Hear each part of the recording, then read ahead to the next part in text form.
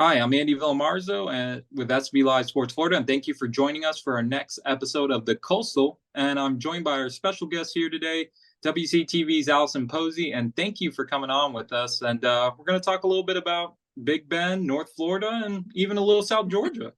Yeah, thanks for having me. I feel like I've known you forever just because the way social media is, Twitter, you follow each other. We talk high school football on Friday nights. We see the scores. So it's an honor to be on with you, man. And thanks for having me tonight.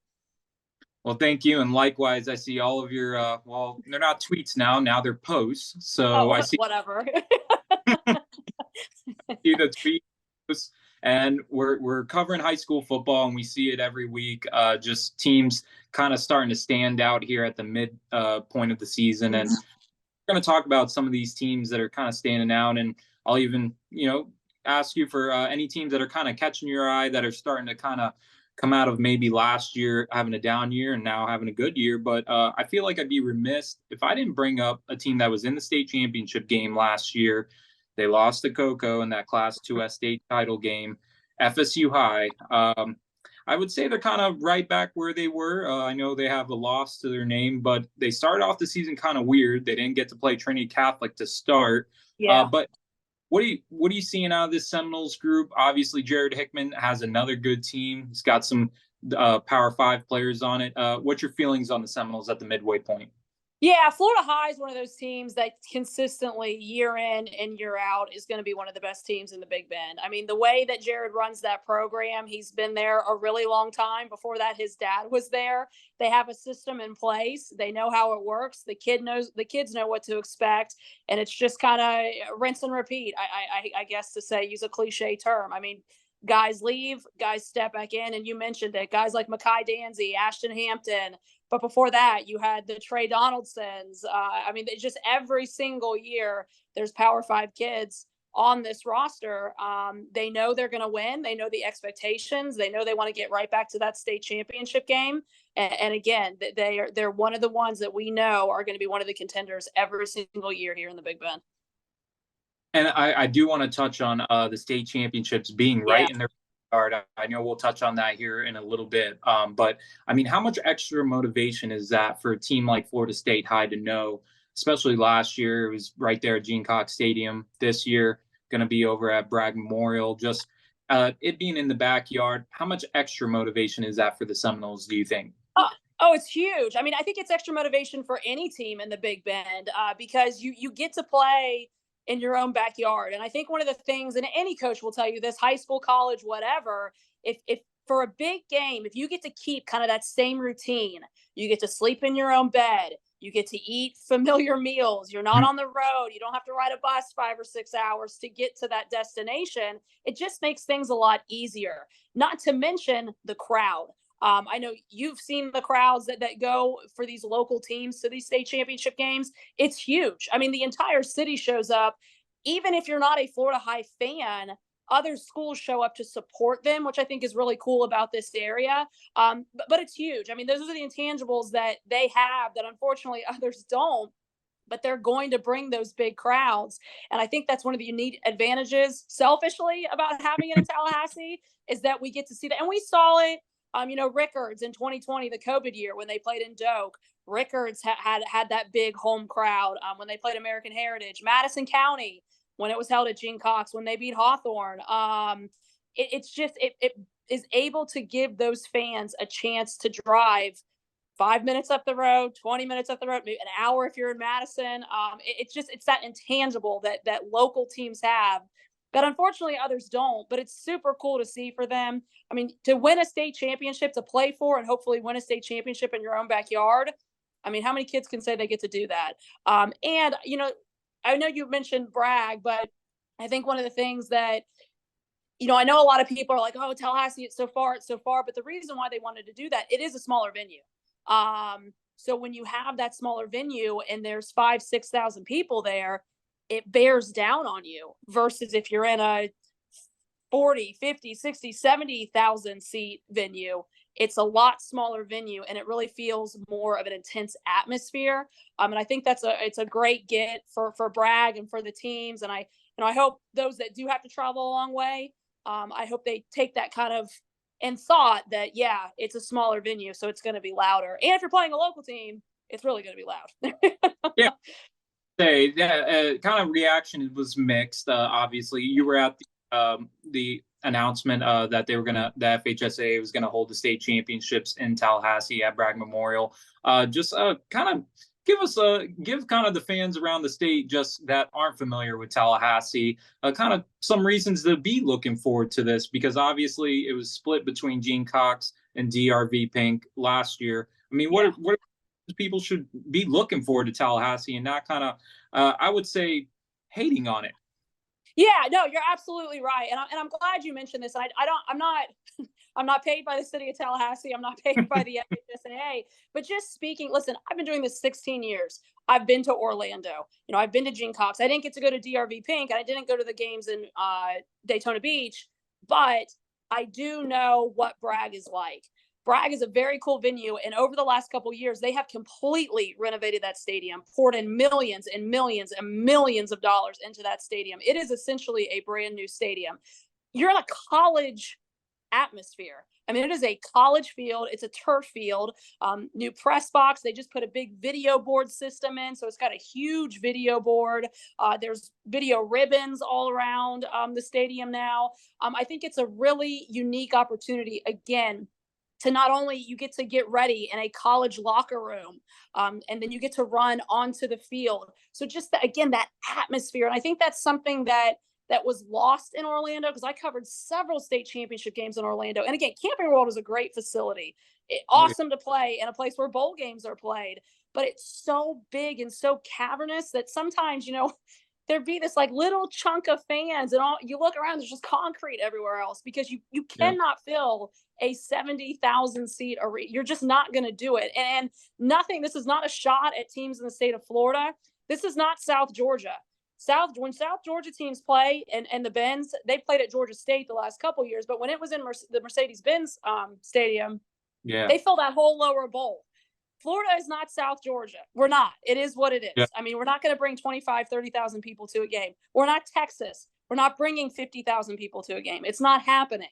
So if you're only going to bring 8, 9, 10,000 people to a game, why not do it in a smaller atmosphere like Bragg, which capacity, they can get up to 30,000, but it's officially a 19,000 seat football stadium. So if you can fill half of that, imagine how much louder and how more intimate that's going to be. If you run onto the field and you look up and you see the majority, half, 3/4 of that stadium full, so much more cooler of an environment to play in. I mean, I think it's great. And I'm super happy that the FHSAA got it done. City of Tallahassee worked with them. And I hope the teams are going to be just as excited. I get it's a long drive. Teams in the Panhandle have to drive to Fort Myers for baseball. It's a two-way street, man. Like, I get it. It's a long drive. It's not fun. But you get to win a state championship. You get to play for a state championship. I had a coach tell me one time he played for a state championship in a cornfield, if that's what it took. So if you're in a state title game, you can't be picky. Yeah, exactly. And speaking of that, the intimacy, like you were saying, I remember that Class 1R state championship game, Hawthorne North. Place was packed. Yeah. Just both teams were able to fill the place out. And when you talk about kind of that big game atmosphere and just you look in both ways and there's places just packed to the brim, standing room only type of feel. That's what you kind of want to have when you're a player, or if you're a coach. I would say when I played, I would think, man, I want to look around and think this is a big game. And 100%. When you're at those big stadiums, because I saw all the comments, people were talking about Raymond James Stadium, Hard Rock Stadium, these places. It's not the NFL. It's not a college game. I mean, no. USF plays at Raymond James Stadium, and unless they're playing Alabama like they did a couple weeks ago, you're not going to pack the place out. It's kind of how it is. And I think the decision that they made to play it at Bragg Memorial, to have it at a smaller venue where 19,000 people, there's a possibility you could fill most of those seats, or you could get 100%. or 50%. So definitely a good get there. And people, you got to look at all the high school sports. The championships are all over the place. So I definitely agree with you. No matter what it is, somebody's not going to be happy. And No, you're not going to make everybody happy. yeah, I've learned that over there. Somebody's always going to be upset about it. But again, I think it's the best. And it's only a 1 year deal. So they could move it next year because they do reclassify next year. I think that was the big thing that needed to be said. It is just a 1 year deal. So could it be back for the next 2, 3, 4, 5 years? Maybe. Again, selfishly, I hope it is. But we don't know yet. It's just 1 year. Let's see how it goes. I hope people are happy. I hope people are excited about it. We'll see. But I think if you can win a gold medal, if you can bring that trophy home, I think they'll be pretty pleased.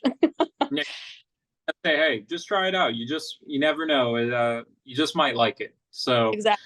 And you mentioned South Georgia. We're going to jump into South Georgia here, Yeah. and that's those Big Bend teams that's been playing really well. The Lincoln Trojans. They are going to travel to Moultrie to face I'm going to say the mighty Colquitt County Packers. Yeah. I got a chance to start off the Georgia season against Dutch Fork of South Carolina, and they just ran through Dutch Fork. And I know Lincoln's been playing really good football, so this is a real good North Florida versus South Georgia matchup. And I mean, just talk about these two teams real quick. And you got Jimmy Tyson, Sean Calhoun, the two head coaches, both of these guys very experienced.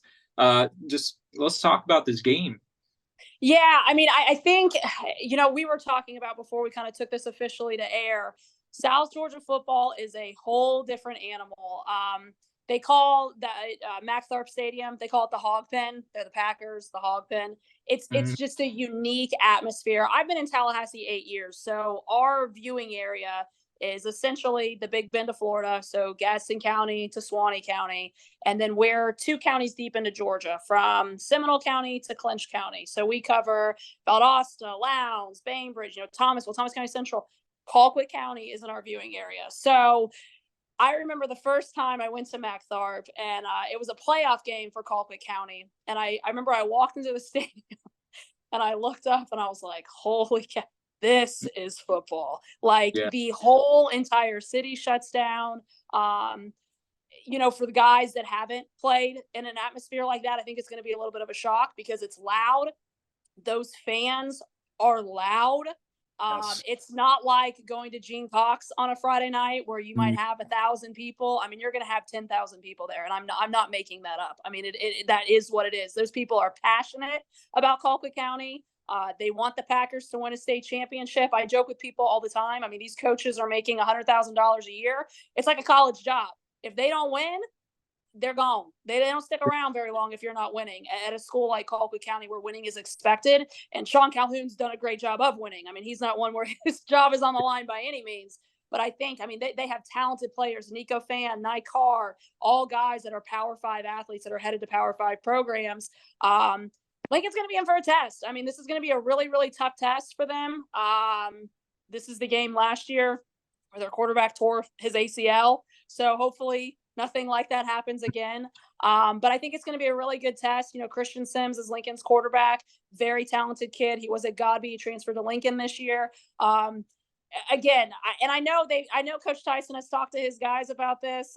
It's a very, very different atmosphere than they've been used to playing in. And I think minus the talent that Colquitt has, I think that's the thing they're going to walk out of that locker room and they're going to be like, holy cow, like this is different. And it is different. If you've never been in that situation before, it is very different. Yeah. And being somebody that has also been over there at a game, it is a totally different, because I said to people, I've been to all these areas all around Florida. I've been down to Fort Lauderdale for the Broward Classic. I've been down to Venice. I've been over in the Tampa area. I was just over in Bartram Trail where they had a great atmosphere, but I'm like, nothing matches South football. I'm driving through what I would look at is like farmland, and I'm like, there's like nothing. There's nothing. I feel like I'm in a scary movie or something. Like I'm going to I don't know, the wrong turn. And I go into this little town and I'm passing by a little Family Dollar. There's a little old school Dairy Queen, and then probably I'm getting some churches. Yeah, the churches, because it is the Bible Belt. You're looking at all, and then you see the stadium, and I saw a line of cars, and it's, I think, a couple hours before their game, and I'm like, what is going on? And it's like, wow. I get up there, and it is, you are absolutely right. And if no one would believe, Allison, you need to go to a Colquitt County game because it is something else. And South Georgia football, they love their football. So, Sean Calhoun definitely has done he was the offensive coordinator on those state championship teams when the Packers won a couple and they were national champions. So he knows the expectations better than most. So, I definitely great matchup when you're talking Florida versus Georgia. And I'm excited. I'm excited for that one. Yeah, I am excited about that one. I mean, it's like I said, I think Lincoln's going to be in for a tough test. I mean, like I said, they had some big wins earlier in the year, going on the road and beating Pace, beating Niceville on the road. I mean, Niceville, if nobody's ever been to Niceville's a tough place to play, man. Their stadium's a bowl. It kind of rains down on you. Niceville is very loud. Those fans are very passionate. So Lincoln's been in hostile environments this year so far, but those games were here. This game's going to be up a couple notches. And I'm really interested to see kind of how they handle that test and how they deal with it. It's going to be very interesting. Well, another team we're going to jump to that has been playing really well, and people probably haven't been taking notice because you look at the past few years and you're like, where did this come from? But we talked about it before we jumped on here, the Leon Lions. We got to talk about this team because it's several decades since this team has started off 5-0, and the Lions, Allison, Coach Khan, he's done a great job so far with this team. Just talk about Leon right now and 5-0. Yeah, so Tyrone McGriff took over that program. This is his second season. He came from Florida High. He played at FAMU. He took over the Leon job because he wanted to get that program back to kind of what it used to be. They started off the year, they won their first game, won their second game, third game. Last week, they played Mosley. And I'm not sure if you saw how that game ended, but there's no time left on the clock. I mean, final seconds, kind of a Hail Mary to the end zone. Kent Peoples, their quarterback, spun out of what should have been a sack, looked down to the end zone, threw it in the air, caught it as time expired. That's how they beat Mosley last week. So, wow. The last Friday night, so I guess that was 2 weeks ago. Last Friday night, they hosted St. John Paul II, and same kind of situation. JP2 scored late in the game. They were down. They have the ball. Shot to the end zone again, Kent Peoples, and hit him in stride, ran, scored, and that's how they beat JP2. Kind of, again, late in the game, final seconds. I actually talked to Coach McGriff.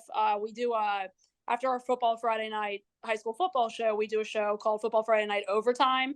And we just kind of like what me and you are doing, talking about football, talking about, who we like, what we've seen. And I was like, you know what? I shot Coach McGriff a text and I said, do you mind if I call you? Like, it's going to be late. It's going to be like 11:45, but do you mind if he's like, no, call.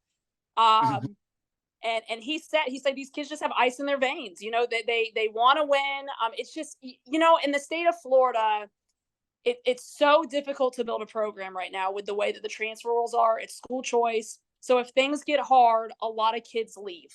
I was a transfer student in high school. I left after my sophomore year at the high school I was at to go to a better situation. So I have nothing against kids transferring, but it's tough to build a program when that happens. Leon, after last year, didn't lose one kid. They have the same exact team as they did last year. And Coach McGriff has done a really good job of kind of instilling, these are the expectations. We're going to work hard. He raised $50,000 to renovate their weight room. I mean, they had broken weight room equipment, renovated their field house. I mean, it's beautiful. But when he got the kids to buy in and put in the work, and now they're seeing the results. And I love it for them. I told him on Friday night when I talked to him, live on our show, I said, it's just really cool to see kids commit. Things were tough. They've exceeded their win total literally over the last 5 seasons. They're at what they are over the last 5 years. And it's really cool to see them work hard and see those results because it's tough. It's tough to remain in a situation when you're not getting the results. And Leon is now getting them the results. They're 5-0 for the first time since 1985. They went 10-0 in 1985. went to the playoffs, lost in the first round to an Escambia team that was led by none other than Emmitt Smith. So fun factoid for you. I was talking to the AD about that because we wanted to know statistics. He had to go back to 1985 to see the last time that they had a good start to the season like this. But again, yeah, Leon, man, we joke about it. We bought a red thing of Kool-Aid, and we're like, oh, we're drinking the Leon Kool-Aid. Leon's totally adapted it. Coach McGriff's like, you cannot open that Kool-Aid till the end of the season.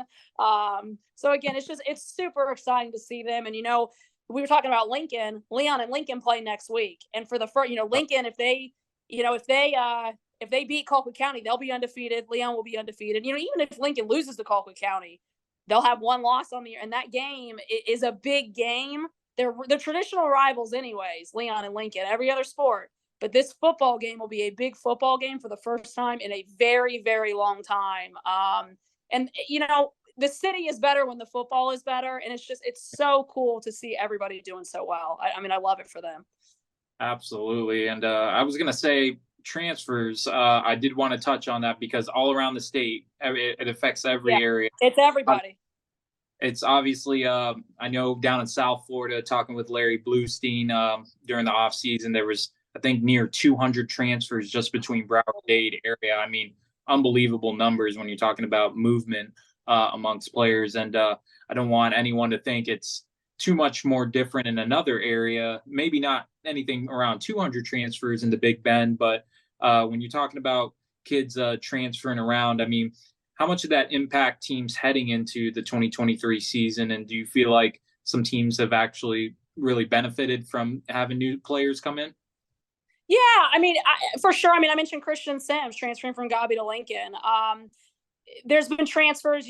Russell Ellington went from Monroe to Gadsden County. 8 of his Monroe kids followed him to Gadsden County. Now, granted, some of those kids, Monroe's in Gadsden County, so some of those kids, I don't know where they live, but they may have been local anyways, just transferring schools within the county. But still, you're still transferring high schools. We see it every year. I'm to the point now where, one, it's legal. You can't, unless you're actively recruiting a player, there's really no story behind it. Kids can go wherever they want. It's school choice. But I joke with everybody. I'm like, until that first game of the season, I don't even look at rosters, because just because you start fall camp somewhere doesn't mean they're going to be in that same jersey week 1. So it's different. It's different from when I was in high school 20 years ago, for sure. Because that wasn't a thing then. But I understand why people do it. They get it to go to maybe better situations. But yeah, it's not just South Florida. Obviously it's not 200 kids because it's a smaller area up here, but there are transfers 100%. And it is just as wild west up here as it is in South Florida, just on kind of a smaller scale because it's a smaller population. But yeah, transferring, it's everywhere, man. Absolutely, it is. And I'd be remiss, you broke some news on a coach stepping down. We saw our second head coach in the state step down after Pensacola's Kentrell Tyson stepped down. Alex Williams as FAMU's head coach. Just kind of talk about that situation and just, we're at the midway point, but this is something that we may start to see as the second half of the season starts to unfold a little bit. Some coaches kind of seeing their way out, or maybe, who knows, being fired. What kind of led to Coach Williams stepping down? Yeah, so we got a press release today from FAMU DRS saying that he is stepping down effective immediately. They are searching for a new head coach. I'm sure that won't happen until the end of the season. They're set to name an interim head coach at the end of the week. I did reach out to Coach Williams this afternoon. Did not hear back from him. I will say, stay tuned to this. There's more to come. I can't say too much just yet, but yeah, it's tough. I know it wasn't an easy decision for him. It's the middle of the year. They're 1-4. FAMU DRS is struggling. They're one that's been hit by the transfers as well. And when you're a bigger school and you have 60, 70 kids on your roster, 4 or 5 kids transferring doesn't impact you as much if you have 30 kids on your roster. A lot of the guys are two-way players. So if you lose one guy, that's 2 positions you have to replace. So I know, and any small school coach will attest to that. When you lose guys, when you have a smaller roster, it affects you more. And I know that's been the case at FAMU DRS. Coach Williams, when he took the job last year, so this was his second season. It's his alma mater. He wanted to get DRS back to where they were. I mean, they were dominant. DRS was a statewide recognized program, and I know he really wanted to do that. But it's tough. It's tough for them, and I know it's tough for DRS. But like I said, stay tuned to that. We'll have more on that later. But yeah, tough news for DRS today. And again, I feel for the kids because it is the middle of the season. We'll definitely stay tuned with you to see what news breaks out of there. And just lastly, Allison, we talked about 3 programs out in North Florida. We talked a little bit about Colquitt County. Who's that one team that is kind of been flying under the radar and it's kind of started to stand out to you, other than Leon? Obviously, they're off to that hot start, but any other teams that we're missing that we haven't talked about yet? Yeah, I mean, in the Big Bend, definitely Wakulla. Wakulla is a perennial, playoff team anyways. I mean, Wakulla they played for a state championship. So in 15 or 16 when they have Felipe Franks, who we all know when quarterback at Florida before he transferred. Keith Gavin was a receiver then who went on to Florida State. But Wakulla's stacked. Hayden Cleese is their quarterback. They were off to a great start last year. Hayden broke his collarbone, messed up his collarbone at the end of last season, so was out during the playoffs, which hurt them. But Owen Cleese is the backup, and he's come in and done a good job under Hayden this year. They're kind of like splitting duties, which is kind of cool. Samron Brinson has been a leader on offense receiving for them for the last several years. I mean, Wakulla is a really good team, and I expect them to make a good run this year as well. But again, that's not a surprise. We're always talking about Wakulla in the playoffs. Suwannee is off to a really good start this year too. Really happy for Kyler Hall. He's done a good job, and Kyler's always been a great coach, and it's good to see Suwannee off to the start that they're off to as well. Madison County struggled last year, and I think a lot of people were kind of upset by that, but Coach Coe was there forever. And when you have a coach that is there forever and you bring in a new coach, it takes a little bit of time for the system to get in, for the way they do things to get in. And Price Harris is not an unfamiliar face too. He's a Madison County alum. So that school means a lot to him. And he did great things at Dunellen. So Madison County is off to a really good start. And I'll say this too about Madison County. They're having a good year, but Taylor County and Jefferson County and even Osceola Christian looks really good too. And that they play in that one rural now. And they're smaller school. I think when they face some of the bigger one rural teams depth wise, they'll struggle a little bit, but all 4 of those teams were really impacted by Hurricane Idalia. And I want to say that to them. Taylor County, I don't know when they're going to play on their field again. Their press box was completely destroyed. Madison County, the FHSAA stepped up and is paying for a temporary scoreboard for them for the rest of the season. They had to go through with metal detectors on their field to make sure there were no shards of metal on the field. And they're playing it. They are able to play at home. But all of those schools that were impacted are back playing. And I think that's awesome. And we've seen that. I mean, it's not just them. I mean, we've seen that with schools impacted by hurricanes over the last several years. So that's nothing new. Any school that's impacted by a hurricane, I think it's incredible when they can get back on their feet and kind of return to a little bit sense of normalcy. But I did want to shout out them. But Madison is kind of the best of those teams right now, and I think they have a chance to make a run. But like I said, Suwannee, Madison, Wakulla. Gadsden County has struggled a little bit under Coach Ellington. He's first year, but he told me earlier this season they have the best D-line in the state. He told me that straight up. So they've got a lot of Power 5 kids within that program too. I think they just have to get it together. Again, new coach, new system. He's at a bigger school now. But yeah, man, we've got a lot of good football in the area, and I'm super excited about it. I think it's going to be a fun year. And, I'm excited about some of our teams in South Georgia too. So Big Bend in South Georgia. I hope to be in Atlanta at the end of the season in Georgia, and I hope to stay right here in Tallahassee. I hope we have some teams playing in Bragg in December too. Well, Allison, I look forward to seeing you over in Tallahassee. I'm sure there will be a team or two from that area that will be representing across for you. You don't have to travel far. And then over in Atlanta, obviously, some South Georgia teams, especially Colquitt County, looking to get into that Class 7A state championship game, hopefully this winter. So, Alison, thank you for so much for coming on the Coastal with us and talking a little high school football. Absolutely. Thanks for having me. Anytime, man. Absolutely. And that's Alison Posey with WCTV, talking a little bit high school football in the Big Bend, Northern Florida, and South Georgia areas. So join us next week on our next episode of The Coastal.